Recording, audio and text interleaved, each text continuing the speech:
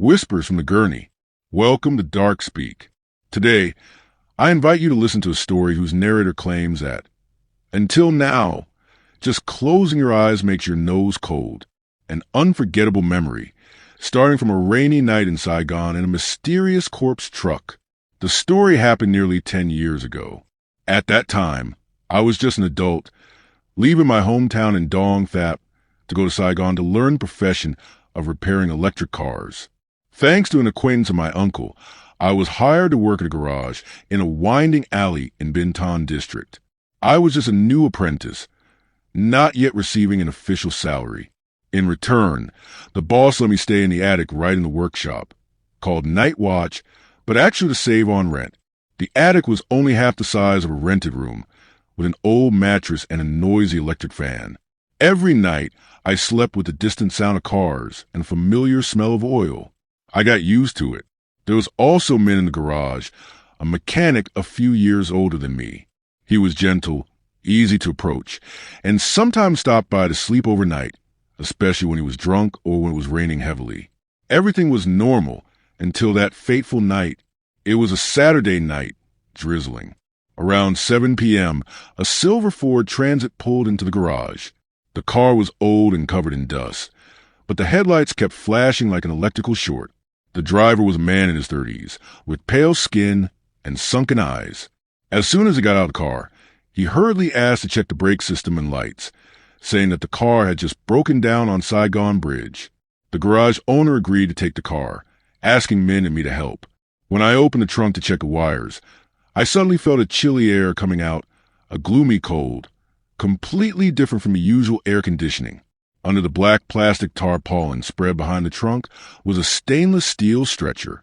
Men glanced at me and asked the driver softly, "Is your car carrying a sick person?" The man avoided eye contact, just nodded, then turned to smoke. The repair was completed at nearly 11 o'clock at night. Before leaving, the driver slipped a pack of cigarettes into my hand and said in a low voice, "Stay and watch the workshop carefully.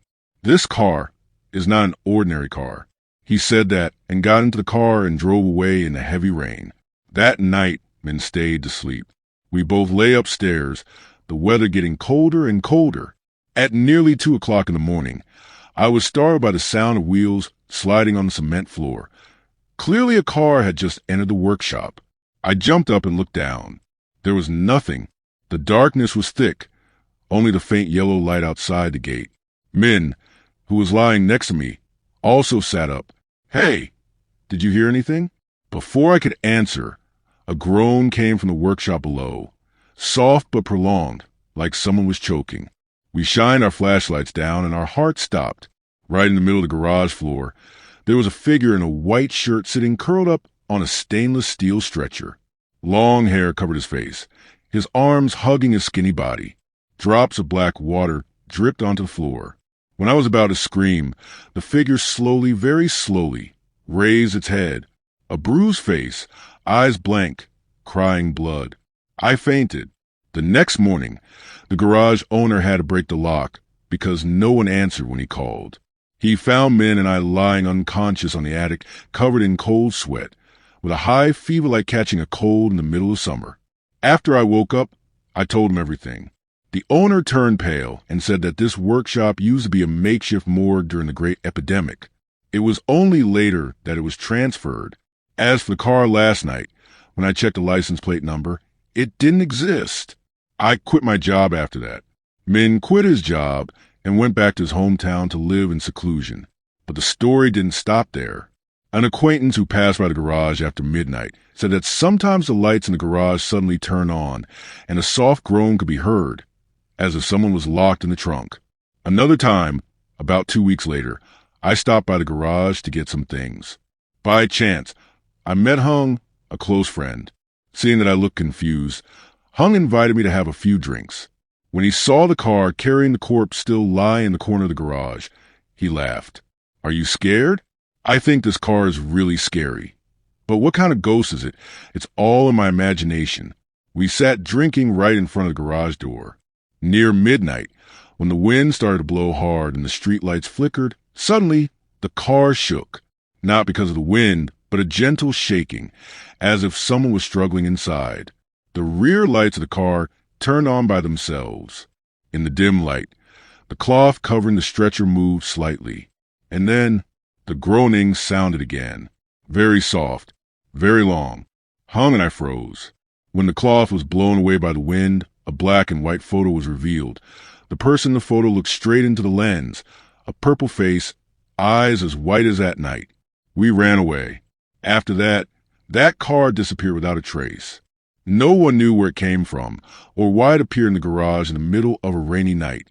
But if one night you pass by an old workshop and hear the sound of wheels rolling in the dark, pray that it's just the wind, because if not, it's very possible someone has not been laid to rest yet.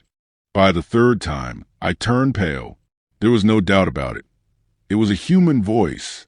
And clearly, besides me and Tam, who else was there in the garage? I shook him again, harder. Tam, do you hear? There's a sound, a girl's moaning down there.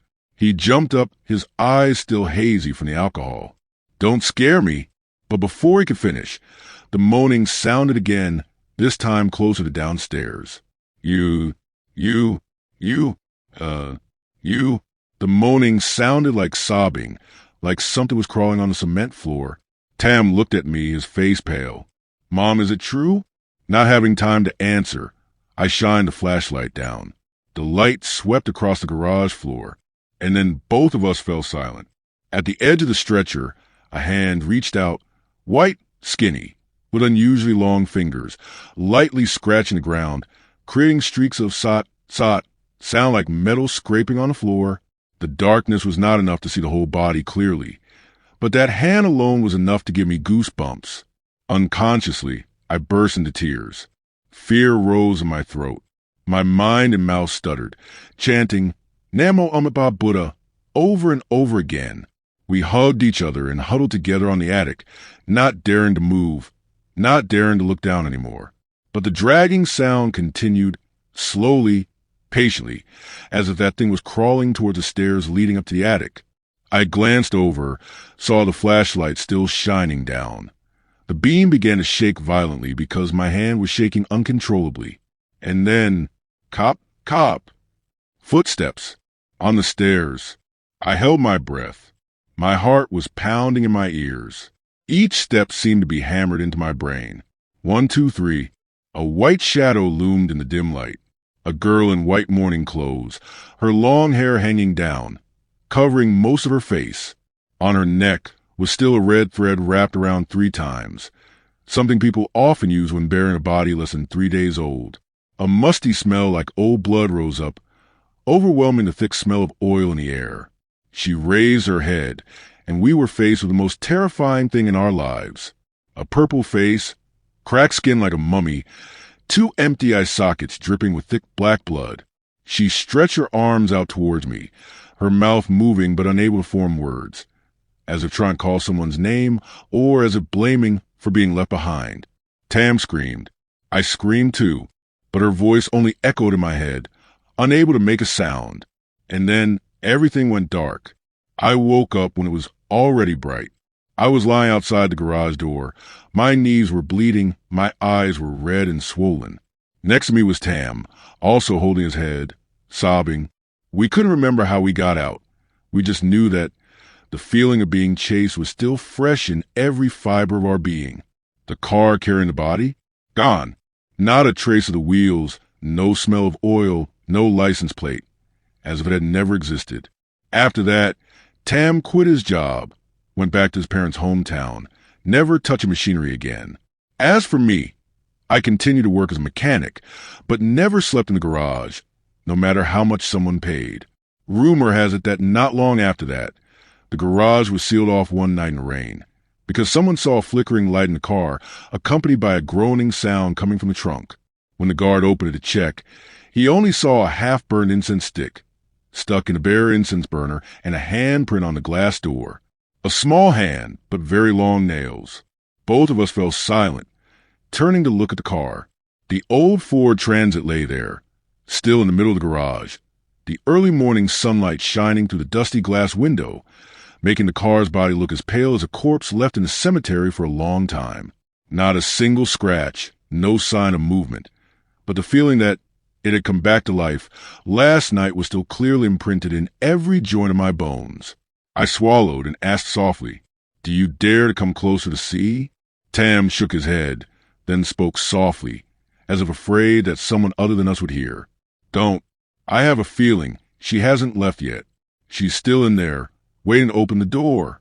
I was sweating profusely, but curiosity and fear made me slowly approach. Each step echoed in the empty garage, like walking in the middle of a tomb.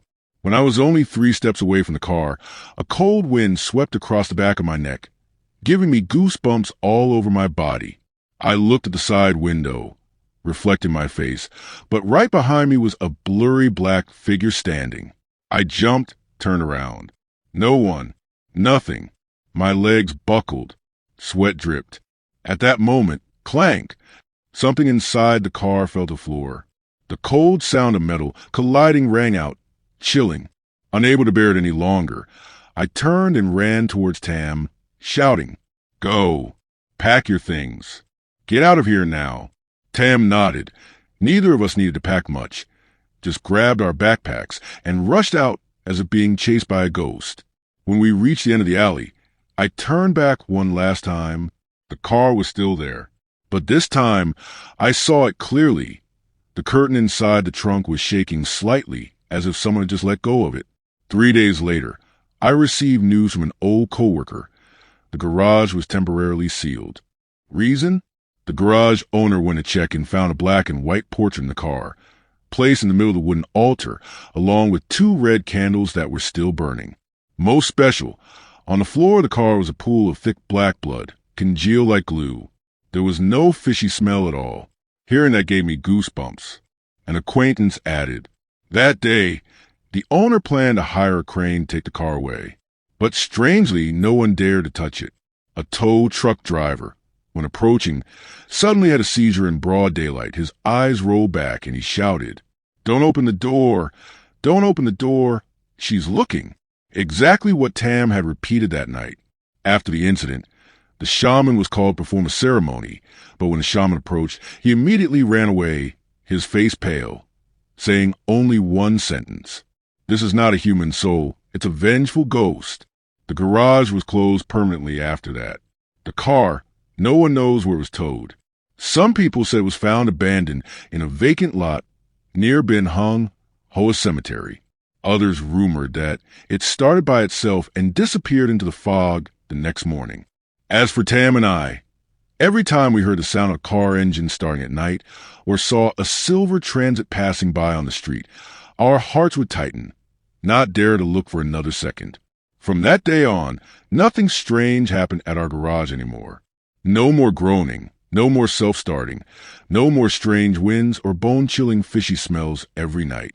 But the feeling of emptiness after everything was not easy to forget. Sometimes I still dream of that night. The hearse parked quietly under the yellow light, the white figure standing at the top of the stairs, her hair cover her face, her hand clutching the daisy scarf, and her eyes, or rather, 2 deep black holes, still watching us. I know she no longer holds grudges, but the traces left behind, the horror in her mind, remain intact. The garage is safe, but we will never be the same again. A week later, I returned to the parking lot to get my tools. Before leaving, I tried to start the hearse one last time. The key was still in the ignition, but the engine wouldn't start. I opened the trunk just to make sure nothing had been left behind. And I swear, I saw it, a small handprint clearly imprinted on the glass inside. The handprint of someone who had left or never really left. And if one night you are on a long-distance bus and happen to sit near a strange, empty seat, a seat that no one wants to sit in even though the bus is full, don't laugh. Don't think it's just a silly superstition, because who knows? That seat is already occupied. Not a living person, nor a ghost in the way of stalking and scaring, but a soul who was once very lonely. That person doesn't ask for much, just to sit there quietly with everyone else to finish the last stretch of the road that they didn't have time to complete while they were alive. As for me, Every time I clean my car, every time I accidentally see the light shining through the glass window, creating a blurry streak like a daisy, I remember her. The girl with long hair covering her shoulders, her hand tightly holding the last scarf, and her sad eyes following her mother anxiously searching for her. I remember the dim light of dawn shone into the garage that morning when the mother left, her hand clutching an old handkerchief, her lips moving as she chanted something that we couldn't hear clearly. But I knew she heard. She left, not because she was banished, nor because she was cursed, but because, finally, the person she needed to meet had arrived. The thing she needed to give had returned to its rightful place. The final promise had been fulfilled. From then on, every year on that fateful day, I would silently visit a small temple on the outskirts of Saigon. I didn't tell anyone, nor did I call Tam to follow me. I just lit an incense stick, then quietly placed a white chrysanthemum at the foot of the statue of Kwan Am. No one asked, no one understood, but I believed somewhere beyond the invisible world, she knew. She knew that someone still remembered. She knew that someone was once afraid, and then loved. You have just listened to a true story told by anonymous mechanics who happen to see something that most of us always pass by. If you go to sleep tonight, someone calls your name softly.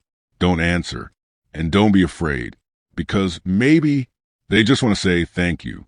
Thank you for listening to a true story, and I wish all the souls who have been forgotten find a light to return soon.